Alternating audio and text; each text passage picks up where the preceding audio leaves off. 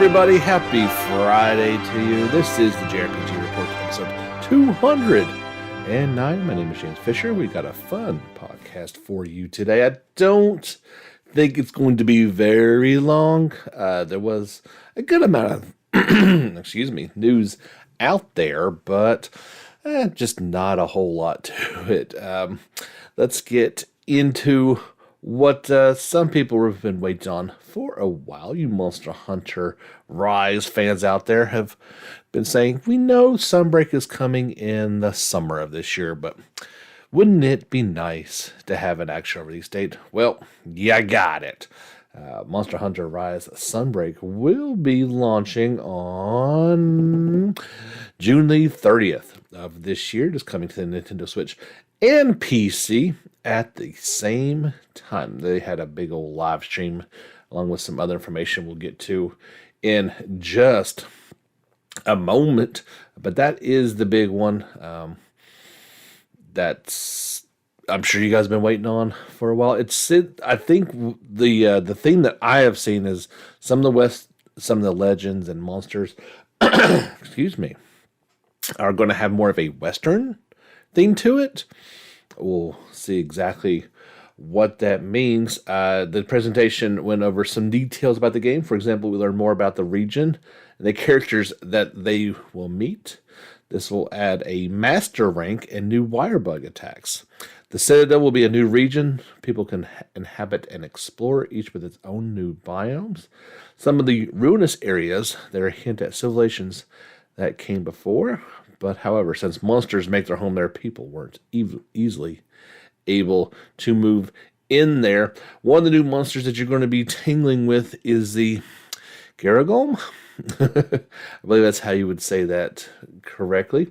He is a fanged beast that can coat its arms in water and fire elements to unleash devastating attacks. That sounds particularly ferocious. Not something that I want to come across. Let's see some of these new details. Players can interact with entirely new NPCs at the new player hub. This hub will be called Elgado. It was also shown off during the digital event. In addition to the Citadel region, there's a new researcher and receptionist there called Chichade. A new blacksmith and merchants will also be there as well. Additionally, Sunbreak will see the additions of new Silkbind attacks. This gameplay mechanic was added into the series through Monster Hunter Rise. Each Silkbind attack is unique to the individual weapons and allows for players to perform special skills. That sounds definitely interesting. And what would an expansion pack be without a digital deluxe edition to go along with it? Capcom confirmed that this expansion is coming with some extra cosmetic DLC as well. For hunters, there will be a Dragon's Bane layered armor, a fight pose set, a aim gesture set, a fluffy curls hairstyle, ooh, fancy, and an elegant eye face paint. There's, I'm not sure what, let's see, there's costs in here, but they are in yen. These expansions are going for about 5,000 yen. So if you want to convert that over, get you a rough estimate on how much that is going to cost. But yeah, this Sunbreak, it looks like it's going to be a good addition to the series. And don't have to wait too much longer, as it's coming out on June the 30th worldwide for PC and Switch at the same time. So PC is getting all caught up with the current releases. A game that's coming out much sooner than that is Relayer, coming out March the 24th worldwide for PS4 and PS5. There was a new trailer that was released for it detailing the game's systems. So if you want to check that out, you'll need to be on our social media channels, either Facebook or Twitter, whatever you prefer to get your social media information from. It was finally confirmed there's going to be a physical edition of this game. a week before the game comes out, there is going to be a physical edition. However, you're going to have to wait for that. And I'm not so sure how does that make me feel? Not good. Now, this is a game that I'm not personally going to be picking up, but anyone who was looking forward to it, like I said, the game comes out in a week. However, if you want a physical edition, you're going to have to wait until May the 20th. Now, Red Art Games is going to produce that physical edition in North America and Europe. Same cost as the base game at $59.99. You can pre-order that right now on the Red Art Games online store. Links are available on our social media channels. But yeah, we've kind of talked about that a few times, like in just for instance, with Chrono Cross, the remastered version coming out here soon. It is digital only. Would have really liked to see a physical edition of that, but it would probably be a similar situation where it would come out down the road and it would almost be purely a collectible at that point. Now, that game's $20, so if a physical edition came out at $20, you get day one digital and physical, that's only $40 now. In theory, either you've got to wait for this physical edition to come out, or you got to buy the game twice. And yeah, that kind of doesn't sit too well with me. It's one of these things we've talked about for a while. That's, things are going towards a digital model. The size of the games alone is something that physical is getting less and less able to accomplish. So stuff like this doesn't sit very well with, us old school collectors who, if you're watching this on YouTube, you can see bits of my collection in the background. It's something that I proudly display and enjoy collecting.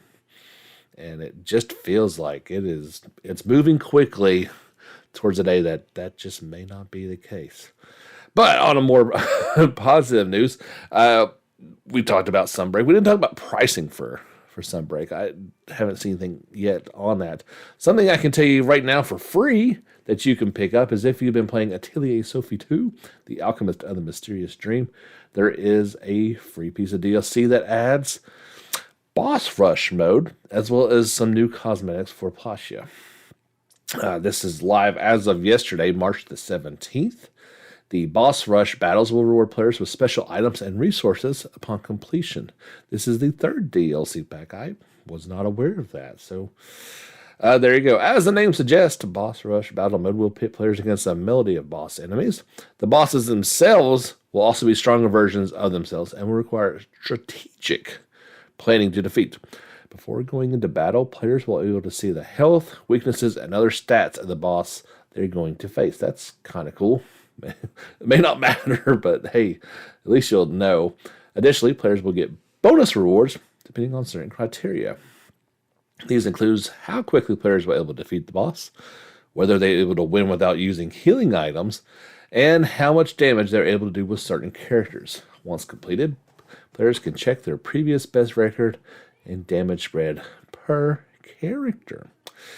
Beyond this mode, there's some two new cosmetics for Placia. They are the Mother Goddess Ball Boutique and Geometric Pom-Poms. Both will appear in cutscenes as well as in battle. So there you go. If you've been enjoying Sophie 2, maybe you've already beat it. This might be a reason to pick that one back up and play it again. If you got some money that you're wanting to spend, now may be a good time to do it and rack up some good deals on JRPGs. Excuse me. My throat was fine before I started talking, recording the podcast. I don't have specifics.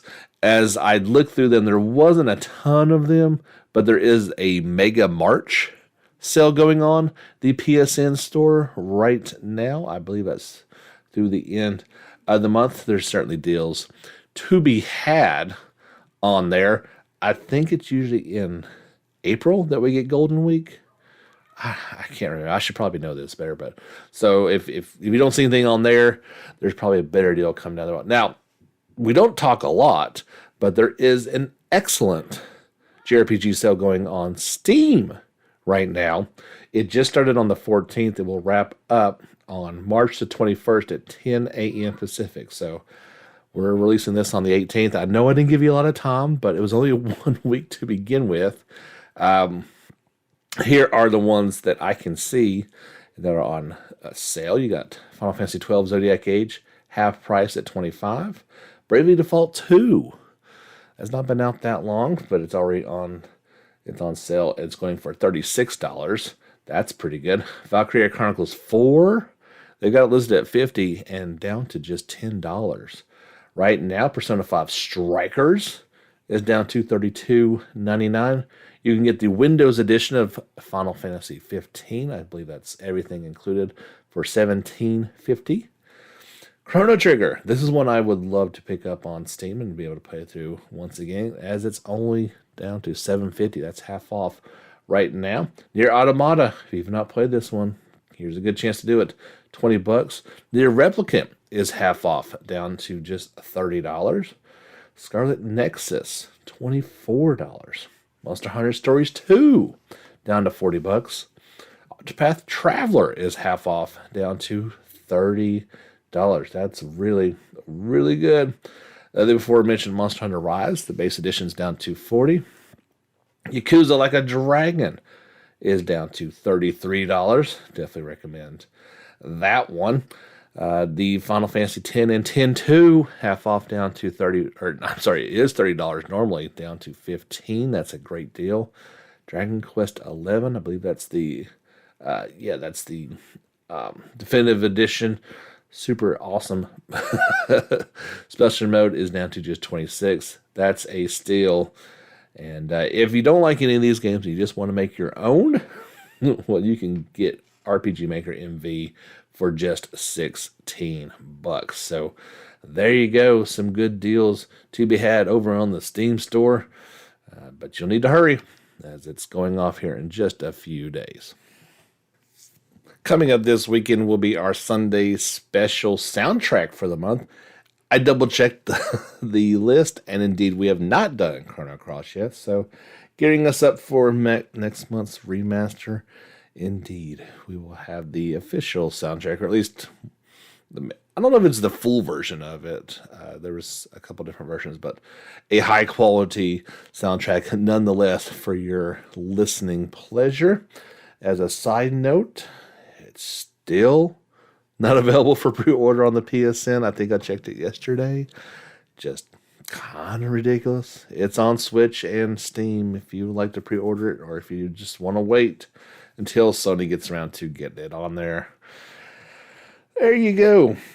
This one's supposed to have a live stream coming up today for some more information, but we do have a new pre-registration trailer, and you can pre-register for Echoes of Mana. That is the mobile offshoot coming to Android and iOS devices. It kind of uses characters from throughout all the Mana games. It's a free-to-play game, and of course there will be in-app purchases. It features Japanese audio, but does have support for English, German, French, Chinese, Korean, and Japanese. This new trailer kind of shows how combat will function. It's more action-based, so you never quite know how well those are going to play on mobile devices till you kind of get it in your hands. Of course, there are bonuses based on how many people pre-register for that, so hopefully a bunch will. I kind of would imagine that, I mean, just with Japan alone, that they will meet sort of like the highest mark on here is 300,000 people. I have a feeling that worldwide they're going to easily hit that number. So if you're looking forward to this one, I kind of am. I wouldn't mind checking out and see how it is, how it stacks up, and if it's worth playing or not. You just never quite know with these ones. Final Fantasy XIV. We kind of thought it was done with Endwalker. Obviously, they're going to go on to the next thing, the next story things. But it was actually revealed that there is plans to release new story related to the plot of Endwalker.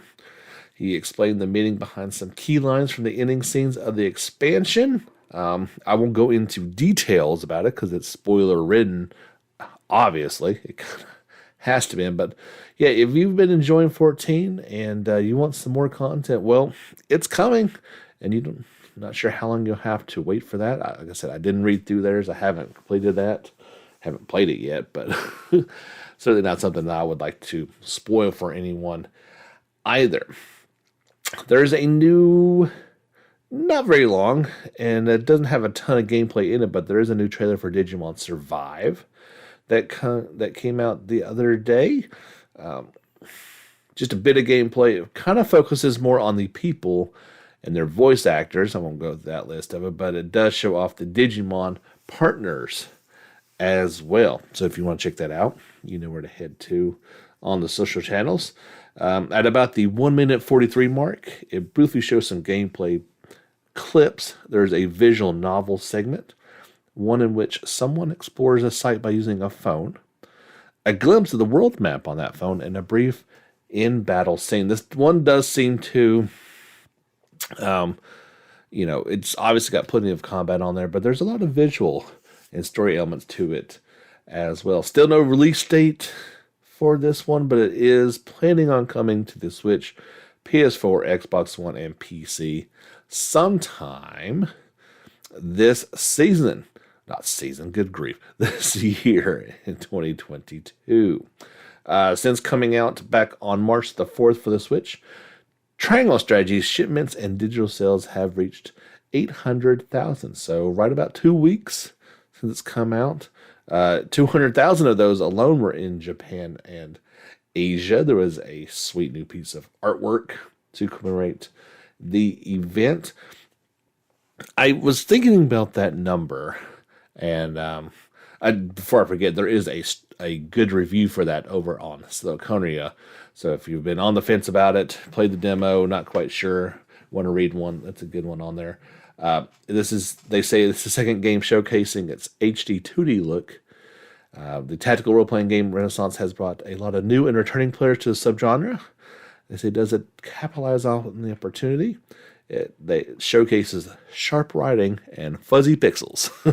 That's kind of the look. That's the way it is. But I was just thinking about it, and I was like, I wonder if that is a low number for Square Enix. If maybe they thought it was going to be a little bit higher. Obviously, 2 weeks is not a lot of time.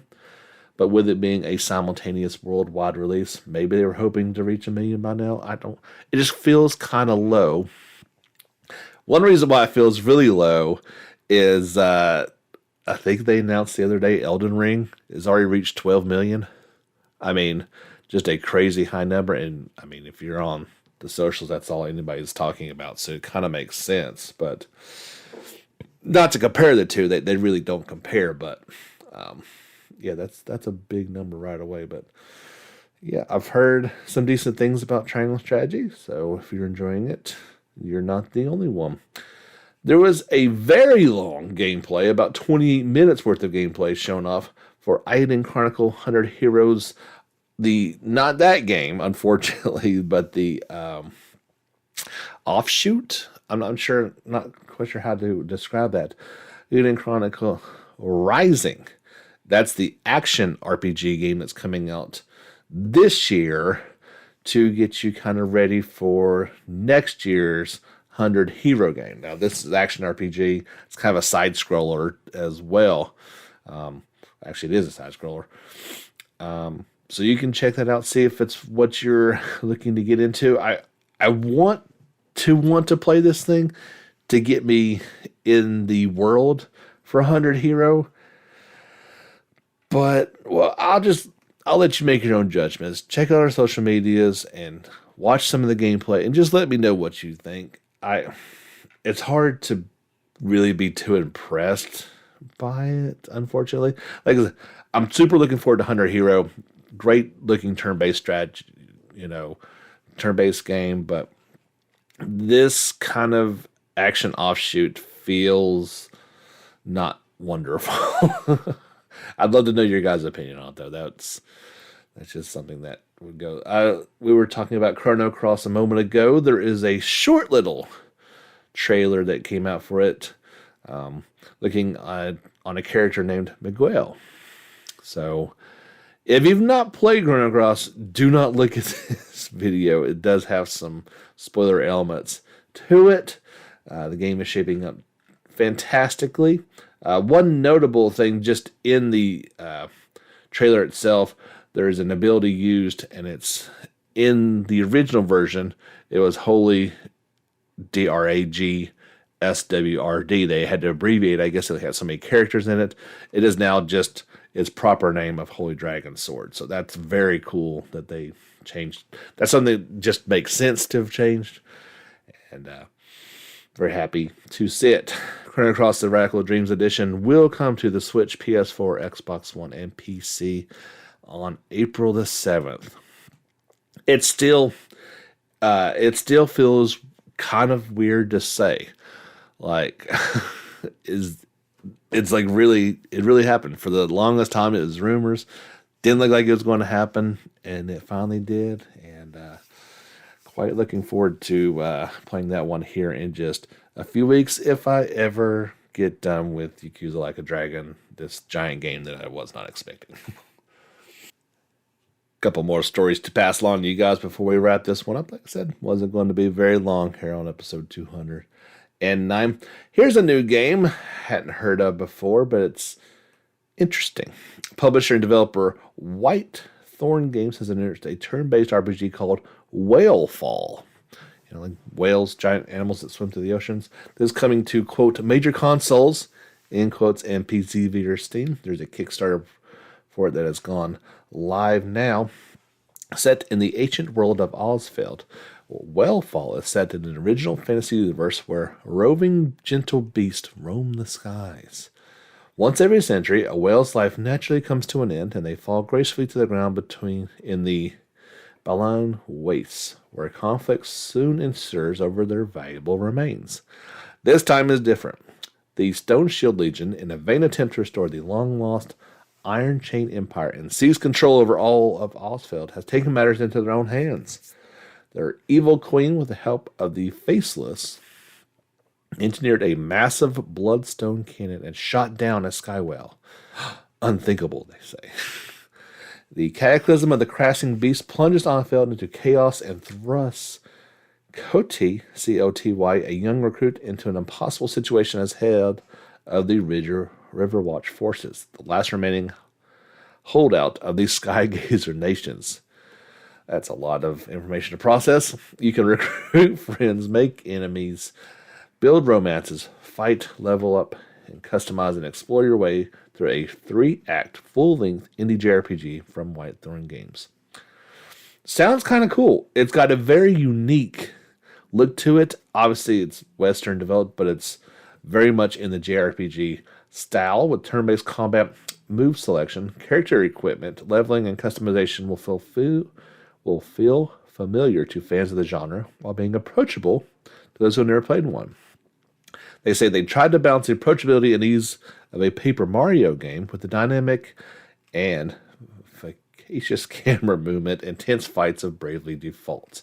A unique presentation system rewards strategic thinking and anticipation of enemy movements over simply using the strongest abilities. There's also some like visual novel elements to it. It kind of looks like that in presentation wise. I think it looks pretty interesting. There is a premiere trailer. It's got a unique look to it, but it's got a lot of the elements that I like. So I think this is something we're going to keep an eye on.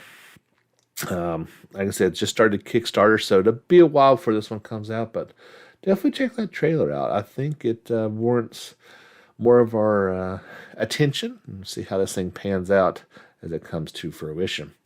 There was a second trailer released for Soul Hackers 2. They introduced 3 new characters. The first is Iron Mask. And as you can guess, he's got an iron mask on and a shotgun as a weapon. An agent of the Phantom Society, a devil summoner faction. The leader of the C Project, a plan shrouded in mystery within the organization.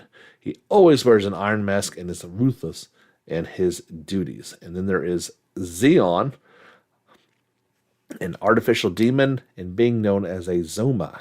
Created by Iron Mask, Xenon acts upon his command. Although he has excellent capabilities in combat, he is not particularly intelligent. And lastly, we have Ichiro Honda. And he is a world-renowned computer engineer. He has achieved various major feats and has intelligence to be summoned when it comes to government-initiated projects. He is the holder of the Red Covenant. He completed his research on the vanishing system, but is killed by Iron Mask and Xenon. So maybe he's coming back as the soul hack ability, and will join your team. Take a look at that new trailer. Soul Hackers is due out worldwide on August the 26th for every system except for the Switch. Poor little Switch. Just can't handle some of these newer ones. We talked briefly about Dark Deity. That is the strategy game that invokes memories of earlier Fire Emblem games. This one is out now, and there was a good little, I don't know if it was a review or a preview, but maybe a little bit of both, as it came out yesterday for the Nintendo Switch. But you want to check that out via our socials or over on Silicona. They have a good write-up on it.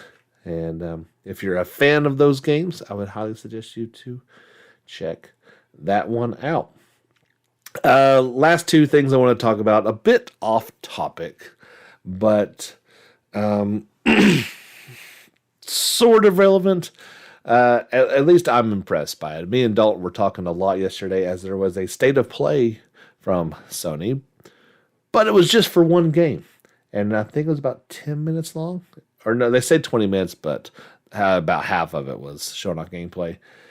If you are a Harry Potter fan, if you've always wanted a game that feels more like Harry Potter and not, the Lego games were fantastic. Some of those earlier PlayStation games did a decent job at the time, but Hogwarts Legacy obviously is not Harry Potter, but set, I think it's back in the late 1800s, so a good while ago, and go check it out, because both me and him agreed that it looks fantastic.